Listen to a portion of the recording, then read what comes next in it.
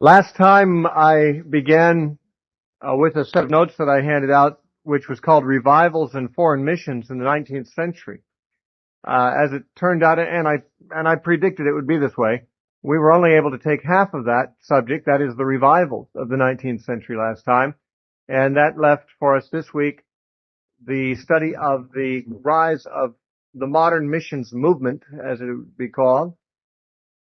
We live in an age where foreign missions has always been, in our lifetime, always been a part of evangelical Christianity. If you were raised in evangelical churches, you no doubt have been aware of, you might know some people who are missionaries. Your church probably has sent out missionaries or supports missionaries or reads letters that come back from missionaries or posts them on the bulletin board. And even occasionally probably has missionary speakers coming and giving a missionary challenge. This was at least a part of my life growing up in the Baptist church. And it's hard to imagine that there was ever a time when that wasn't part of the evangelical movement. But as a matter of fact, at the beginning of the 19th century, Protestant Christianity was confined to Europe and America, and many Protestants were not even thinking in terms of taking the gospel elsewhere. In fact, some of them thought it was sacrilegious to carry the gospel to the heathen. And so there arose in this same century, when the revivals were occurring in England and in Europe and in America that we've talked about last time, during that same time there were many men who were feeling a call to foreign mission. And the leader of that group was William Carey. When I say the leader, it's not as though the others were part of some organization that he headed up, but rather he was usually called the founder or the father of modern missions, because he was the first Protestant to really make an appeal to the church at large, to the Protestant churches, to begin addressing the problem of the heathen who had never heard the gospel. Now, before William Carey's time, there were some missionary efforts, mostly by the Roman Catholic Church back in the 16th century, the same century that the Reformation was taking place. There was also the Counter-Reformation, where there arose the Jesuit movement. It arose partly to stamp out the Protestant movement and partly to spread the Catholic faith throughout the world through foreign missions. So we talked many weeks ago about Francis Xavier, probably the greatest Catholic missionary of all time. He ministered in many Asian countries, and there were others like him of the Jesuits that were committed to laying their lives down to take the Catholic faith to foreign lands. And the first missionaries in the United States were Roman Catholic Jesuits also.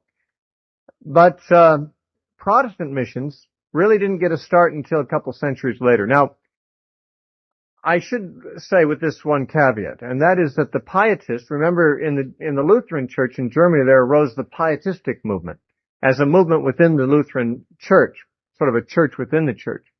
And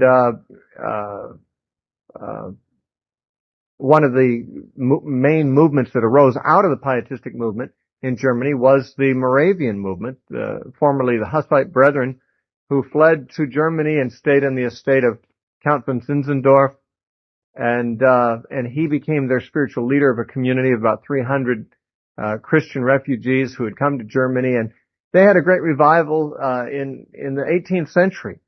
They had a tremendous impact on John Wesley before his conversion. And they were really the pioneers of Protestant missions. The first Protestant missionaries were actually before the time of William Carey, and they were the Moravian missionaries from the Zinzendorf estate, which was called Herrnhut. Yet there was a difference between the Moravian Pietistic missions and those that later became the more common in the evangelical circles, and that is that the Moravians had a burden for the unsaved Europeans in the European colonies abroad. There were many places in the 18th century where Europeans had traveled from Europe and had established colonies, and very pagan lifestyles, very ungodly. And the Moravians had a burden largely for the unsaved in these colonies. And so when they went, they established Moravian churches in these European colonies and evangelized the people, and they basically developed a an island of Christianity in these pagan nations, but still the indigenous pagans all around them were largely unreached. And the modern missions movement that came along through the influence of William Carey and others after him had as its goal the evangelization of whole countries, not just the European enclaves that were in those countries, but actually reaching out to the natives, the barbarians, the total pagans who had no European ancestry at all. And this had really not been done by Protestants. It had been done by Jesuits, Roman Catholic missionaries before this, but Protestants had, for 2 centuries after the Reformation, done almost nothing in that way, almost 3 centuries afterwards. And that's where we come to the influence of William Carey. He actually began to have influence on this before the beginning of the 19th century, but his first converts that he made in India were converted in the year 1800, right at the very beginning of the 19th century, and began what we call the modern missions movement. William Carey and many after him flooded the pagan lands of Asia and Africa. I shouldn't say flooded as if they were overwhelmed by the missionaries, but compared to before, there was this explosion of missionary activity, of European and American missionaries going out to Africa and to Asia, to various countries, to spread the gospel and having tremendous impact. It is said by Kenneth Scott Latourette, who's one of the, I suppose, greatest authorities on church history, about the 19th century, he said, never had any other set of ideas, religious or secular, been propagated over so wide an area by so many professional agents, maintained by the unconstrained donations of so many millions of individuals, unquote. That is to say, although other ideologies had spread in the world, Hinduism, for example, throughout India, it had not spread by such a large number of people who were making it their career to go out and spread this, and who were supported by unconstrained donations. Even in the Middle Ages, there was Catholic conquest of pagan lands, Muslim lands, for example. But this wasn't really missionary activity. Basically, people were forced to convert to Catholicism at the edge of the sword. And this was sponsored by the church, which was linked with the state, so that state and church monies were available to sponsor these crusades. But here we're talking about voluntary missionary societies began to develop at the instigation of William Carey and his contemporaries, some of his friends. And these were groups that basically sponsored missionaries and sent missionaries, commissioned them, and supported them on free will donations. They were not government sponsored, which of course we would think it's strange today for a government to sponsor missionaries. That's just not part of the modern church era. But prior to this time, it was the state church would be sponsoring the Catholic missionaries. But here we have in the 19th century the rise of what's called the Voluntary Mission Society. And this is I would say it's probably the first parachurch movement. I might say something about parachurch movements as they're so called today. The word para is a Greek preposition that means alongside. And so something that is paramedical is a group of people who work alongside the medical profession. Parachurch means working alongside the church. And there are a host of organizations in our day. We take them for granted. I mean, it's one of the most obvious phenomena of our evangelical world that we live in, that there are missions agencies and crisis pregnancy centers and Christian colleges and so forth. They're not sponsored by any particular church. There's prison fellowships. There's all kinds of parachurch ministries. Now, a parachurch ministry is not under the auspices of a particular church and not sponsored by a particular church. It is usually started by and run by volunteers, usually laymen. Unlike the church, which is led by people who usually have gone through specialized training and are ordained in a denomination, and there's the general structure and government of the church and the functioning of the nurture of the saints in the church. Parachurch organizations usually rise up to fill some kind of a vacuum, some kind of a need that the church is not addressing. And usually it's laymen. It's not always laymen. There's often clergymen that get involved, but in many cases it is laymen who get an idea that someone's got to do something about these homeless people on the street, and so they start a rescue mission. Somebody's got to do something about the heathen, so they start a missionary agency. Campus Crusade for Christ, Youth with a Mission, Navigators, as I said, Prison Fellowship, Crisis Pregnancy Centers. All of these are different organizations that fall into the category of parachurch. Our school here is, of course, parachurch because we're not sponsored by or founded by any particular church. And our structure is not that of a church.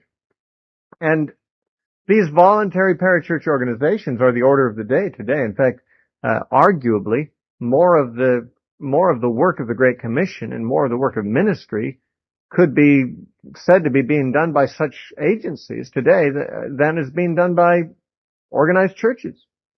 Which is not to say that organized churches are doing nothing. There are churches that have various forms of outreach and support missionaries, but there are the hugest missionary organizations like Wycliffe and Youth with a Mission, who have tens of thousands of missionaries out there, are parachurch organizations. There's been great controversy, even to this day, as to the legitimacy of such organizations, because there are some people, usually pastors of churches, who say that this is really the work for the local church, and that the parachurch organizations are really competing with the local church for the contributions of church members and for the talents and time of church members, because a pastor of a church today often doesn't have very many enthusiastic helpers in his congregation, and the people in his congregation who are enthusiastic are sometimes giving their money to Billy Graham Association or to some radio ministry or to some mission agency or something that's not part of the church, leaving very little money to give to their local church. And also, it's typical for the most zealous, the most gifted, the most motivated church members also to volunteer their time and their talents to parachurch ministries. And so pastors often find themselves in competition for the talent and the money and the time of their people with these ministries. But the first voluntary parachurch ministries that started were these societies, these mission societies that began in the early 19th century. And when that happened, a great number of missionaries began to be sent, which wasn't happening before, because the churches were not sending them. One of the reasons is because the Protestant churches were very heavily dominated by Calvinistic theology. And even William Carey, who is the father of modern missions, when he was still in England contemplating going to India as a missionary and urging other people to do so, he was discouraged from doing so by his fellow Protestant Calvinists. He was actually told by a well-meaning Calvinist minister, he said, if the Lord wants to convert the heathen, he can do it without your help. That's what William Carey was told by one of the Protestant clergy of his day. If the Lord wants to convert the heathen, he can do it without your help. In other words, because of the Calvinist idea that God was sovereign to the point of, controlling everything that happens, they apparently assumed that God would just, God probably didn't want the heathen saved, or else he would have had them born in Europe where they'd hear the gospel. And if he wanted them saved, I guess he could send an angel to them or something. Now, modern Calvinists would not take that approach exactly. Modern Calvinist view would be that God ordains not only the ends but also the means, and that he does want to convert the heathen, and he wants to do it through missionary efforts. But Calvinism as a theological system understood in the early 19th century did not have any rationale for modern missions, and William Carey and others were sometimes discouraged by that. But he broke free from that mentality. William Carey was born in 1761, and he lived till 1834. He was born the son of a poor weaver who was also the village schoolmaster. And because his father was the schoolmaster, he received his elementary education under his father at the village school in Pallersbury, England. At 14 years old, he became an apprentice to a shoemaker, and he continued that trade until he went on the mission field to India. He was basically a shoemaker and eventually a preacher as well, supporting himself with shoemaking. He continued his independent studies while he was a shoemaker, buying books, sometimes going without food in order to have enough money to buy books. He studied Latin and Greek and many other languages. He was a master of foreign languages. In fact, but before he was 20 years old, he could read the Bible in 6 languages, and mostly self-taught. And this was even before he was converted. He was converted when he was about 18 years old in 1779, actually through the witness of a fellow shoemaker that he was associated with. And he was baptized 4 years later. I don't know why he wasn't immediately baptized, but 4 years after he came to faith in Christ, he was baptized in 1783. He joined the Baptist church, and that's the English Baptist church, of course, being in England. And shortly after that, he began to preach as well as working in the shoemaking shop. And he would make shoes, and he would also teach, tutor, and so forth to support his ministry of preaching. While he was doing this, he was always continuing his studies. He was very fascinated with the lives and works of some contemporary missionaries of his time, David Brainerd being one of them, who was in the United States. Actually, David Brainerd was the son-in-law of Jonathan Edwards, married Jonathan Edwards' daughter, and was a missionary to the American Indians. He died young of tuberculosis, I believe it was, because he'd pray in the snow. He'd just get down on his face sometimes in the snow and pray for hours, and he got sick doing that.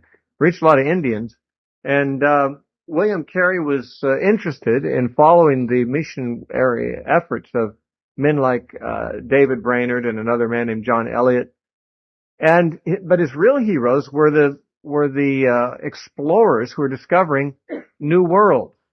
He followed with great interest the progress of Captain James Cook, who, of course, discovered Australia and many of the Pacific Islands and Hawaii. And he also, one of his heroes was Christopher Columbus. And he was obviously a man who not only was fascinated with foreign languages, because he knew many of them, self-taught, but he was also interested in the world at large. It's not surprising that once he became a Christian and a preacher that he began to turn his interest toward evangelization of the world and travel.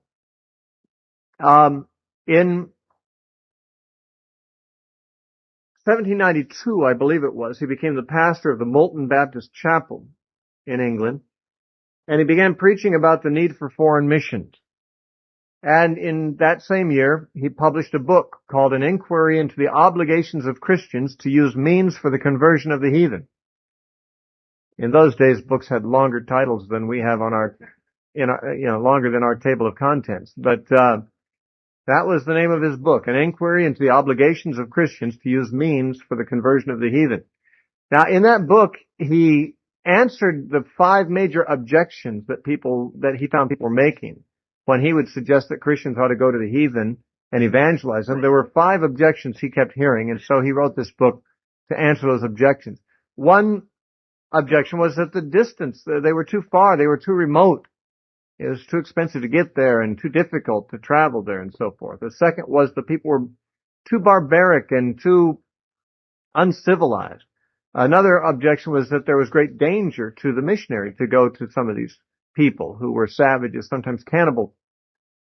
A fourth objection was that there would be difficulty of supporting missionaries in the foreign field. And the fifth objection was that these people spoke languages that were unintelligible to Europeans and would be very difficult to learn. And so these were the things that people were saying in order to counter his suggestion that they ought to go to the heathen and evangelize them. But he answered that merchants face all those obstacles when they travel internationally and sell their goods. To sell beaver pelts in Asia or in Africa, a merchant would go through all these hazards and would face all these things and have to learn languages and so forth. And he said that what they do for a few dollars or for a few pounds of money, we should be willing to do for the souls of men. He preached a famous sermon in the year 1792. That sermon was called Expect Great Things from God and Attempt Great Things for God. And it was the same year that he and some friends of his co-founded the English Baptist Missionary Society. So this would be the first parachurch society for sending out missionaries, the English Baptist Missionary Society, founded by William Carey and some of his companions.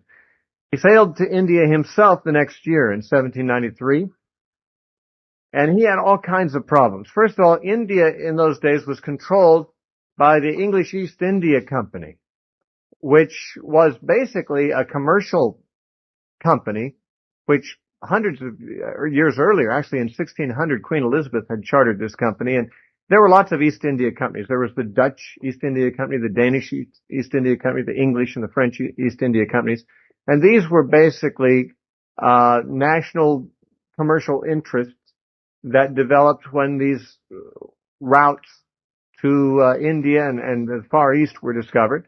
And these companies largely controlled politically and economically the various portions of India and Asia that they were in.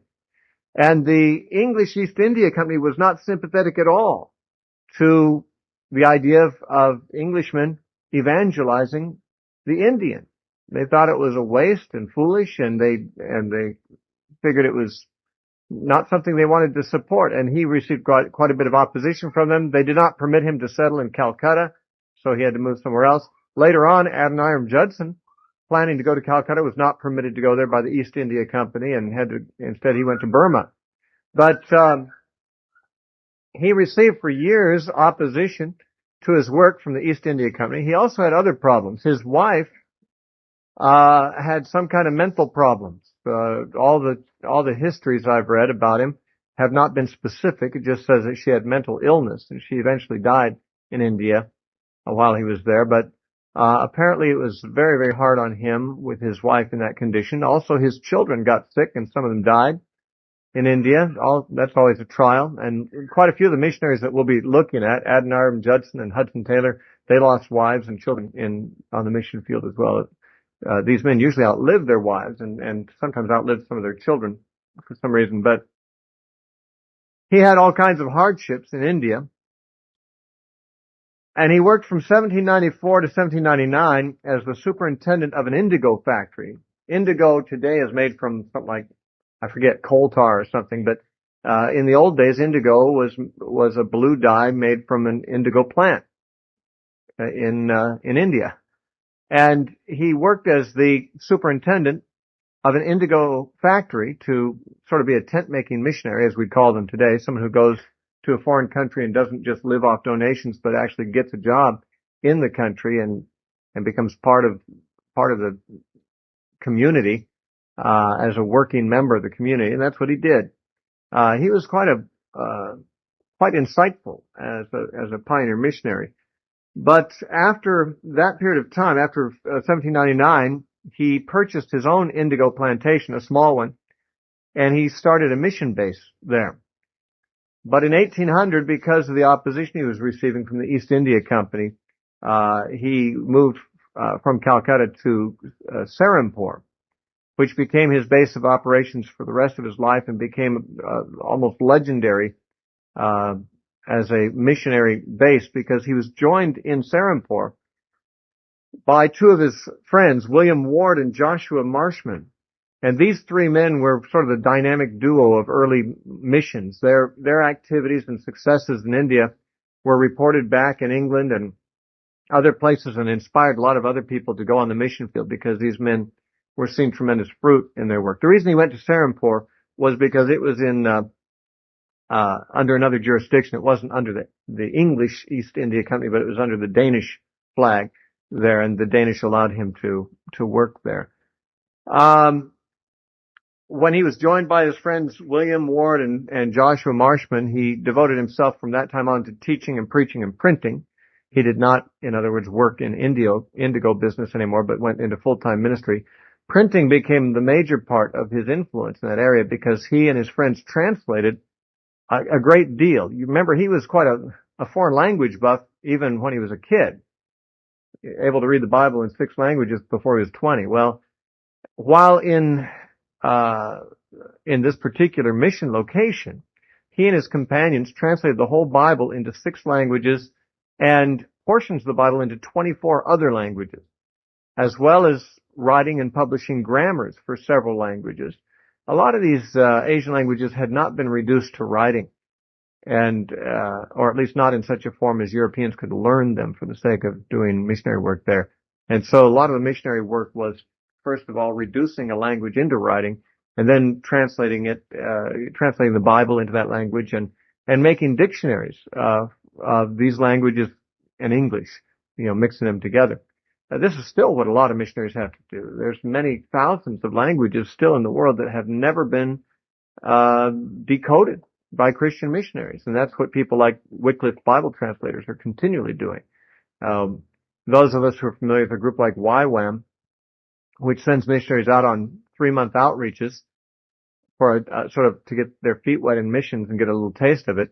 In a group like YWAM, if someone is 10 years on the field, we call them a long-termer, But a Wycliffe missionary, 10 years, he's hardly getting started. He takes 30 years just to learn the language of the people, and then he starts doing his translation work maybe. These figures may not be exact, but it's very time consuming to learn languages that have never been written before, to go into a tribal people and try to think of some letters that correspond with the sounds those people are making, try to reduce the sounds into writing, and then figure out what they mean. And that's a major work, and that's the kind of stuff William Carey did too, but he got a great deal done. He baptized his first convert, including his oldest son Felix, in the year 1800. And he spent 41 years in India as a missionary. He was one of the most successful missionaries of all times. He and Marshman did much translating, as I said, publishing the whole Bible in 6 languages and portions of it in 24 more. He translated many Indian classics into English. He believed that it was very important for missionaries to learn the thought processes of the local people. So he was fascinated with the study of Hinduism. He was not interested in studying Hinduism to see, what validity there was in it, but he knew that the Indian people had been steeped in Hindu thought for millennia, perhaps. And he wanted to understand all the intricacies of Hindu thought. So he took classics of Indian literature and translated them into English for himself and other English-speaking missionaries to learn more about how these people thought. He also published dictionaries and grammars of various languages, and the Serampore Press, under his leadership, made the Bible accessible to 300 million people. That is, through the various languages that they published the Bible in. There were 300 million people represented by all those languages who were now able to read the Bible because of their efforts. That'd be a rather satisfying career to look back on. Say, well, there's 300 million people in the world now who can read the Bible because I lived and did what I did here for these 41 years.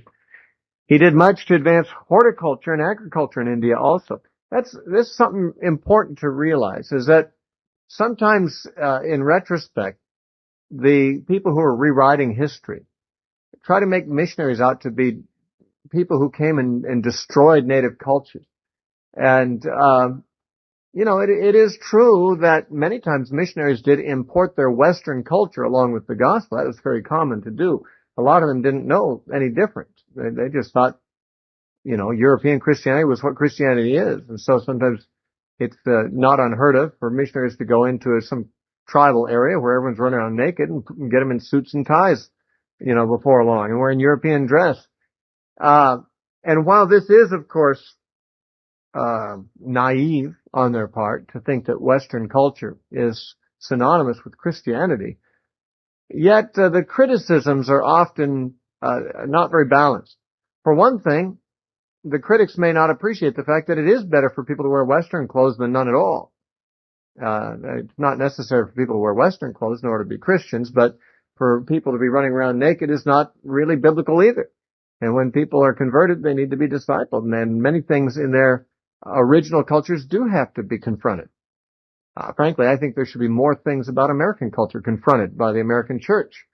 But be that as it may, it should not be a matter of criticism that missionaries go into an area and it changes the culture of the people. It should change the culture of the people.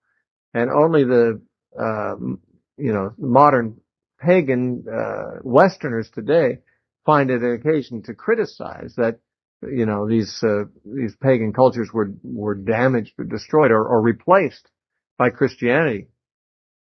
Hawaii, for example, uh, today there's a movement back toward the old native cultures where they used to sacrifice people in the volcano. They're not going to start doing that again anytime soon, I don't think, but there's a general feeling in Hawaii that, Christianity ruined the native cultures. But the native cultures, if you study the Hawaiian history, were barbaric. And, a great deal of hideous things that were part of the religion of the native Hawaiians. And this is true in many places. Yeah, Christianity does interfere with people's way of life. And as I say, it should interfere with Americans' way of life more than it does. Because there is no earthly culture that is sacred. And there's not any real reason other than sentimentality that cultures need to be preserved intact if their behaviors that are parts of them are in conflict with Christian principles. Because Jesus is the King of Kings and Lord of Lords, and He's got crown rights over the whole earth. All authority in heaven and earth belongs to Him. And if the behaviors of certain peoples of the earth, even if it's our own nation, are in conflict with the things that are the will of God expressed through Jesus Christ, those things got to be confronted. And among Christians, they have to be changed. But the other thing I wanted to say about the way that these missionaries have sometimes been badmouthed by those who rewrite history to try to make the missionaries look bad is they almost never tell how much good the missionaries did. There are many social changes that came to India and to Africa through the efforts of missionaries, which all of us would have to say are very good. I mean, very important. And for example, not only did William Carey promote horticulture and agriculture in India, he also, through his labors, was very influential in ending the practice of burning widows. In India, before Carey came, it was customary that when a man died, his widow was not supposed to live any longer than he. So when the funeral pyre was built to burn his dead body, his live widow was put on the funeral pyre and burned with him. In some cases, his widow had never even married him. She was just betrothed to him. She'd be a child even. There were child widows that were burned on the funeral pyres of men that they were supposed to marry, but the guy died, And this practice was common in Hinduism. And William Carey was very much a factor in bringing an end to this practice in India. It's not done anymore. Not legally anyway. And this is the kind of cultural change that missionaries often bring. And if those who want to criticize world missions want to say, well, they shouldn't interfere with the culture, then they're in essence saying, India was better off when they were burning widows with the bodies of their husbands. But these people are simply anti-Christian. It's obvious that anyone who looks objectively at the effect of missions would have to say there's far more good been done than evil. And I'm not sure there's really been much in the way of evil done by missionaries. He had advocated two great principles of missions, and as the father of the modern missions movement, he influenced missionary thinking for a long time afterward. One thing he advocated is the equality of missionaries and the natives. That the missionaries were not some kind of racially superior group, white people, and the natives some kind of lesser subhuman group, which was how many Europeans thought about it. But there was an equality between the European missionaries and the dark-skinned people to whom they went that Carey insisted upon. And, well, frankly, even today there is some abuse in this area. Not so much that missionaries think themselves to be racially superior. I don't know if there's any of that in modern missions now. Maybe there is, but I'm not aware of it.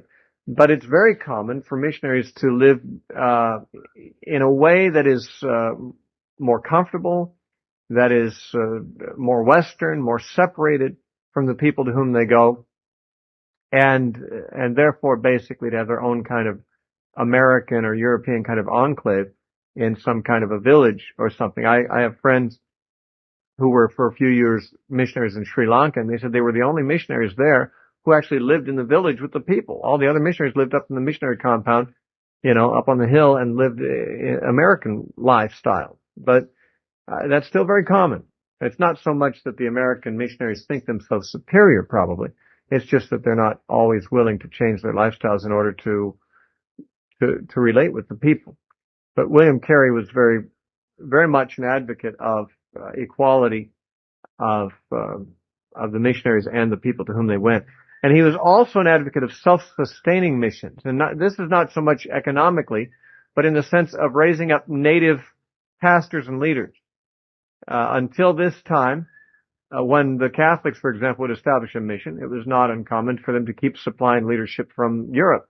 And Protestants do that too in some missionary agencies. But William Carey was strongly advocating that the native people need to be raised up to run their own mission eventually. It's not for people to always, have a relationship with Europeans or with Americans, who are always their patriarchs, but, rather that as soon as possible, an indigenous church that's self-sustaining should be developed.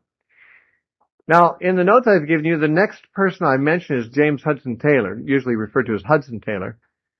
I don't know why I put him next, because chronologically, most of the other people in your notes came before him. And it was not very wise of me to mention him in this particular order, but since he's there, we'll talk about him next. Hudson Taylor was also an English missionary, but he did not go to India. He went to China. And he was not the first missionary to China. I think Robert Morrison was earlier than he and had translated the Chinese Bible and made a Chinese dictionary. And it was through these means that Hudson Taylor learned the Chinese language while he was still in England. He used a Chinese Bible and a Chinese dictionary and taught himself the Chinese language before he ever went on the field. He was born in Barnsley, Yorkshire, England in 1832, and he studied medicine and became a medical doctor. He also studied theology. And while he was in England, he was raised in a family. His father was not in the ministry or anything like that. I think his father ran a shop, if I'm not mistaken, a market or something. But his father was always talking to his children about China and the needs of the heathen in China. And Hudson Taylor, growing up, was always hearing this, and he got converted at a fairly young age, and eventually felt like he was called to go and take the gospel to China. And so he studied medicine. He wanted to be of use in China as a medical missionary, and theology so that he might be qualified to preach the gospel. But there were some things distinctive about Hudson Taylor. There were other missionaries to China, but he was distinctive. Missionaries up to that point had only evangelized Shanghai and the coastal areas of China. No one had yet penetrated inland China. The missionaries who had gone to China had established missionary bases on the coast, and they were Western in their dress and Western in their ways, and they were satisfied that they were now in China. But there were the multitudes in inland China that no missionary had gone to. And Hudson Taylor had several things that were different about him. One is he wanted to penetrate inland China, though the other missionaries in Shanghai were not particularly interested and didn't encourage him in this area. Another thing is he kind of scandalized them because he began to wear the same clothing the Chinese wore. Instead of wearing European clothing, he began to wear the traditional Chinese clothing. He even shaved his head and grew this a queue out of, a long ponytail out of the top of his head. And for the rest of his life, he looked like a Chinaman, although he was the Englishman. And that bothered the other missionaries because, first of all, they were Western in culture and style and everything, and he just seemed like an oddball to them. But he found that the Chinese people were much more open to him. Now, another distinctive of Hudson Taylor's ministry was that he was a friend of George Mueller. And like George Mueller, he had convictions about fundraising. He did not believe he should raise funds. He believed that he should just trust God and pray. And he was a pioneer in this particular respect. He did not have support guaranteed to him, and he just prayed that God would move people to send him money. And he actually knew that this would be very difficult in China, so while he was still doing his medical training in England, he began to adopt this lifestyle in England. Even though he was not yet in the ministry, he wanted to do all that he could to prove to himself that this way of life works and that God would really supply for him. And it wasn't, he said in his journals that it wasn't that he had any doubt that God would be faithful, but he wasn't sure he'd have the faith to live that way. And so he wanted to try it in England where there was less risk so that he wouldn't just experiment with this way of life in China and to his own, doom. And there are stories in his journals about how he was working under a medical doctor in his office who paid him twice a year, but was quite forgetful. And the doctor who employed him actually told him, "Remind me when your paycheck comes due." But Hudson Taylor had a policy; he wouldn't do that. He'd only tell God his needs. And usually, the guy forgot his paycheck for weeks or months at a time and overdue. And usually, Hudson Taylor was living on a shoestring. And there are several inspiring stories, really, about how God, at the most crucial moment, would remind this man of the need when Hudson Taylor was just praying that he would, because he was, the timing was so essential. If you've studied anything about George Mueller and his orphanages in Bristol, England, you know this kind of story. Mueller's life is full of this kind of story. And actually, George Mueller helped support Hudson Taylor. Mueller, as well as supporting 10,000 orphans, distributed at the expense of his ministry hundreds of thousands of Bibles and supported quite a few missionaries. And he sent frequent support. I don't think it was regular and predictable, but he sent frequently support to Hudson Taylor's mission in China. And so Taylor was one of the pioneers in this idea of going on the mission field without any guaranteed support and without telling people your needs. And people often said, "Oh, Mr. Taylor, you have such great faith." And he says, "I don't have great faith." He just says, "I have a God of great faithfulness." And he just wouldn't allow himself to be commended for this, because he just saw himself as feeble and helpless and totally in the hands of God. And yet he saw the faithfulness of God on a regular basis, meeting his needs. He had gone to Shanghai in 1854. That's when he first went to China. Now, for the first 6 months, he actually lived in the home of Dr. Medhurst, who had written a book called China, which had earlier influenced Hudson Taylor to go to China. So he got to live with the author of this book for 6 months. And as I mentioned, he adopted Chinese style of dress and followed his policy of trusting God through prayer alone for the provision of finances. For about 5 or 6 years, maybe 7 years, from 1854 to 1860, he worked there in Shanghai and Ningpo and Swatow. But eventually he found himself just not in step with the mission that had sent him, which was the London Missionary Society. And so he retired from the society and worked as an independent in China, and eventually, of course, started his own missionary society, but we're not quite to that point yet. He worked at a hospital. Actually, he was given the charge over a hospital since he was a medical doctor. And while in Ningpo, he married in 1858 a missionary's daughter. Her parents were missionaries in China, and her name was Maria Dyer. She's the first wife of Hudson Taylor. She died in China. He buried her. He married again later on. But he returned to England in 1860, where he stayed for 5 years. And during that time in England, he translated the New Testament into the Ningpo dialect. He also wrote a book about China and recruited 16 new missionaries to go back to China with him to start a new missionary society called the China Inland Mission, because he was going to take the gospel inland to China, which no one was doing yet. This organization still exists. In fact, John Cook, who has spoken here recently, was born in China with parents who were working with this particular agency. It's not called the China Inland Mission anymore, though I believe it was when he was born. These days, it is called the Overseas Missionary Fellowship, OMF. And it was the first interdenominational faith mission. That is, it was the first one to require missionaries to live by faith, and it was not associated with any denomination. He returned to China in 1866, and as the director of the China Inland Mission, he traveled widely, both in China and in Europe, promoting missions to China and recruiting others. In 1905, but when he died, there were 205 mission stations with the China Inland Mission. There were 849 missionaries in China that he had recruited. Almost 1,000 missionaries were there. And there are 125,000 Chinese Christians in inland China as a result of his work. So once again, at the end of a career, it's kind of nice to be able to look back and say there's 125,000 Chinese people saved because of my coming here, and 850 missionaries in China who weren't here before because of my recruiting.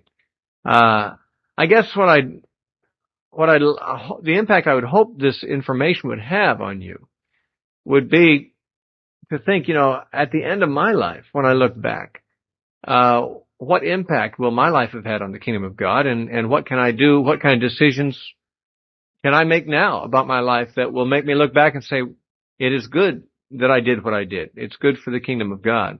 Certainly, William Carey and Hudson Taylor are among those that could look back on their life's work and say, wow, God has really got a lot of people in heaven today because of me. Hudson Taylor, when he had first come to China, was asked by one of his elderly converts, an older Chinese elder of his town. He said, have your people, the Chinaman said to Hudson Taylor, have your people where you come from, have they known about this Jesus for very long? And Hudson Taylor said, oh yeah, for hundreds of years. And the old Chinaman said, well, why didn't they come sooner?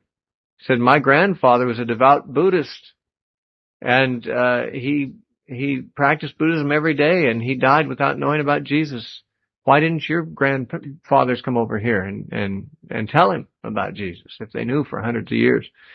And that really cut Hudson Taylor to the heart to realize how negligent the European Protestants had been, and it really motivated him to recruit more missionaries to go to China and other places.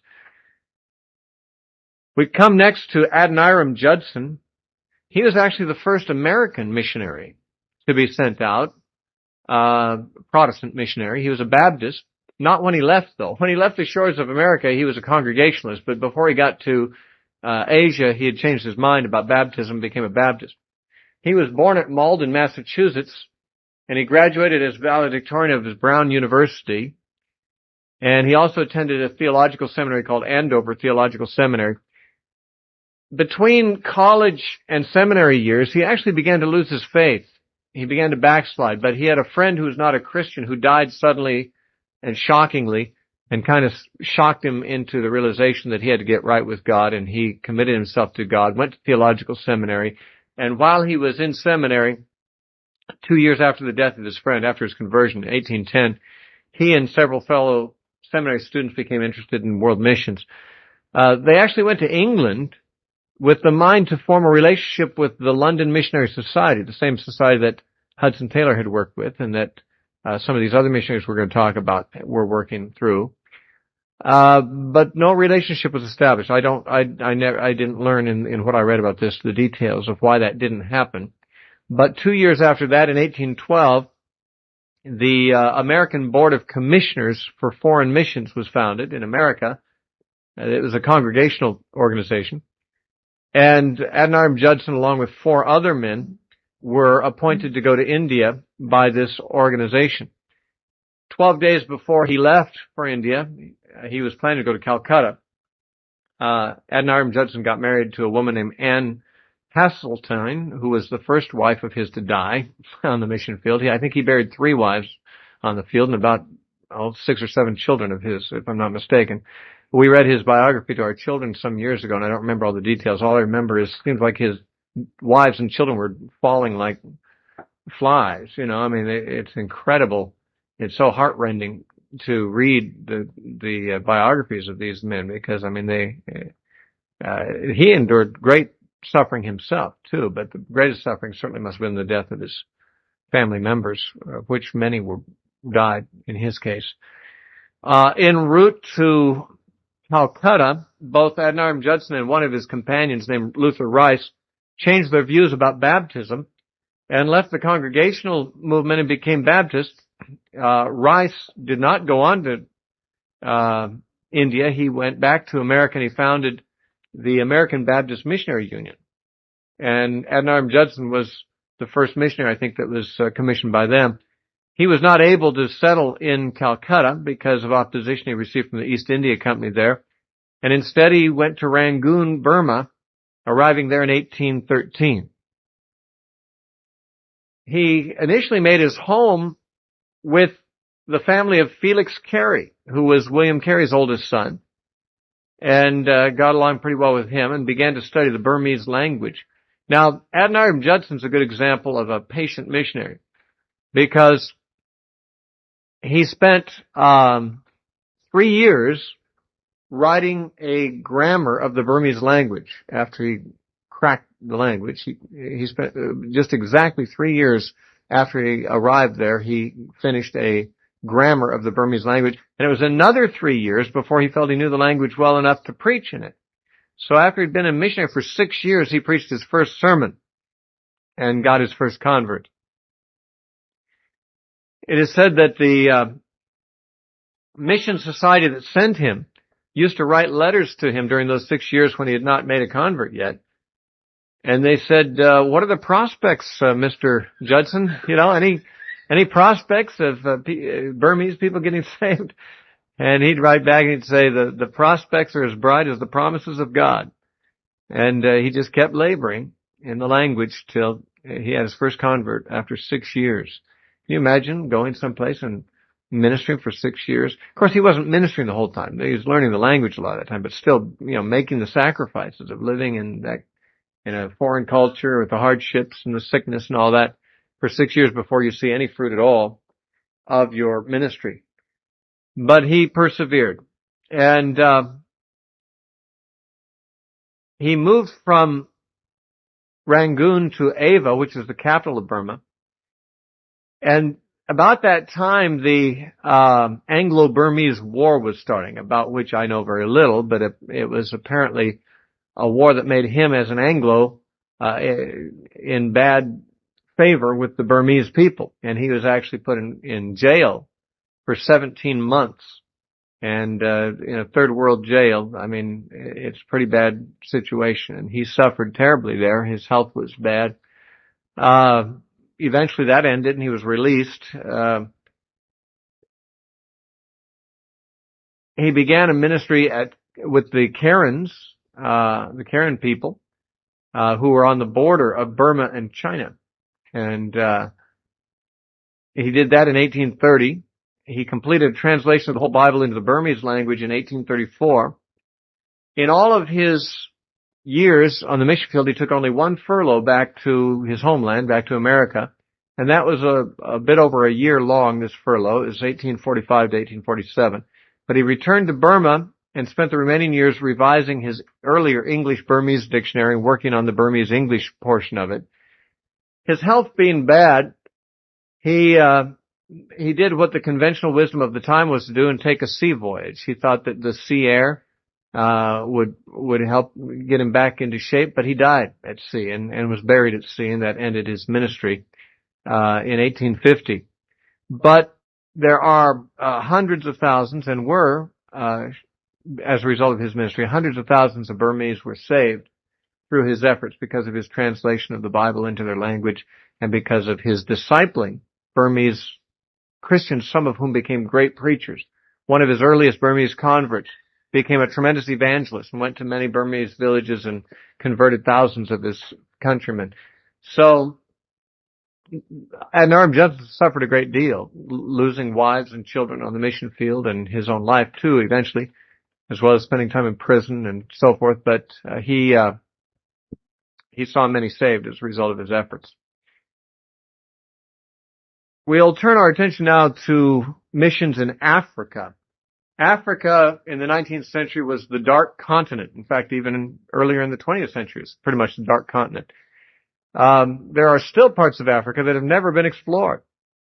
And it was an impenetrable wilderness for the most part, as far as the modern Europeans were concerned in the 19th century. And among the earliest missionaries to go there were Robert and Mary Moffat. Actually, Robert went first. He was born in 1795, and he was Scottish and received a very meager education. Shortly after his conversion, he applied for missionary service with the London Missionary Society, and I guess they gave him some special instruction and then accepted him. and they sent him to Cape Town, South Africa. At that time, Cape Town had only been under British control for 3 years. It was basically populated by cannibals. Cape Town was, we think of Cape Town in South Africa as a fairly white-dominated country until recent developments. Of course, that's the country where apartheid has been publicized, and the tremendous segregation between whites and blacks there. But Cape Town, South Africa was largely made up of cannibalistic tribes. The British had come in about 3 years earlier, and Robert Moffat was sent there by the London Missionary Society. He had some interesting success. He ministered in the midst of several cannibalistic tribes, and he went off to Namaqualand, I guess that's how you say it, which was the home of a notorious and dreaded outlaw named Afrikaner. And to everybody's astonishment, he converted the outlaw and brought him back to Cape Town as a Christian. And so he became pretty, he was an impressive missionary, and he became pretty well known for that. He went then to Lataku in 1820, where he was joined by Mary, who came over from London just to marry him. I guess they'd known each other back in England, and she decided that she would marry him, so she came to South Africa to marry him there, and they were missionaries together after that for the rest of their lives. They established missions at a couple of African locations that are hard to pronounce, like Bechuanaland and Inyati. And they returned to England for 5 years in 1839 to further the cause of missions in Africa. And at that time, one of the people who heard them speak was David Livingstone. And he was inspired to go to Africa. He was earlier thinking to be a missionary to China, but he decided to go to Africa, and he eventually married their daughter, Mary, and was therefore their son-in-law. Robert and Mary, the mother Mary, not the daughter Mary, returned to Africa in 1843, where they translated the Bible into Sechvana. And they returned to England when they were very elderly in 1870, and spent the remaining years still advancing the cause of missions in Africa for the rest of their lives. They wrote 2 books about African missions. One's called Labors and Scenes in South Africa, and the other's called Rivers of Water in a Dry Place. And their work in Africa inspired one of the most famous missionaries of all, and that is David Livingstone, who lived from 1813 to 1873. He's known as much for being an explorer as a missionary. He started out as a missionary with the London Missionary Society when he went to Africa, but eventually he retired from that and spent the rest of his life exploring in Africa and became a world-famous explorer. But even when he was no longer working with the Missionary Society and was better known to the world as an explorer than as a missionary, he was still spreading the gospel. He was still there in Africa for the kingdom of God's sake. He was born in Scotland to a poor family, and the first time he made wages working, he bought with his first wages a Latin grammar and began to educate himself in Latin. And in fact, that was just the beginning. He educated himself fairly well so that he was able to enter the University of Glasgow when he was 17 years old, and there he studied medicine and theology. And his goal was to go to China as a missionary, and he joined the London Missionary Society. And one reason he didn't go to China, besides the fact that he heard Robert and Mary Moffat speak about Africa, and that inspired him, was because the Opium Wars were going on in China, and the London Missionary Society didn't want to send him there at that time, so they sent him to South Africa instead to join the Moffats in 1840. He married their daughter in 1845. Now, he first established a mission at Mabatsa, which was 200 miles north of where the Moffats were working, in 1843. And then 3 years later, in 1846, he established a mission 40 miles further north. And then he moved another 40 miles further north and established another mission. He kept moving northward. They were started in South Africa, and he kept moving more into the interior. And he got fascinated by I guess, curiosity about the people that lived in Central Africa that had never been penetrated by Western people. No European had ever explored Central Africa, but David Livingstone was drawn to what he called the smoke of 1,000 villages. I guess at night, over the dense jungle, he could see these individual columns of smoke rising, where he knew there were villages under those columns of smoke, but all he could see is the tree canopy cover with the smoke columns above it, and he said the smoke of 1,000 villages was, calling to him to explore, and so eventually he sent his family home to England and began to explore Central Africa, making a very famous trip that made him a world famous explorer, a 1,400-mile trek with African guides traveling from the west coast to the east coast of the African continent. During that time, he discovered Lake Ngami and the Victoria Falls. He also made precise geographical and scientific observations, opening Central Africa to the modern world. When he returned to England, briefly, he was famous. He returned as an acclaimed, famous explorer in Africa. But he didn't stay in England to enjoy his fame. He was drawn back to Africa to do more of the same. But he resigned from the London Missionary Society in 1857, and he returned to Africa with 3 goals in mind. One was that he wanted to make Christ known in Africa. Secondly, he wanted to discover the source of the Nile River. And thirdly, he wanted to eradicate slave traffic in Central Africa. The practice of slave trading, he called it this open sore of the world.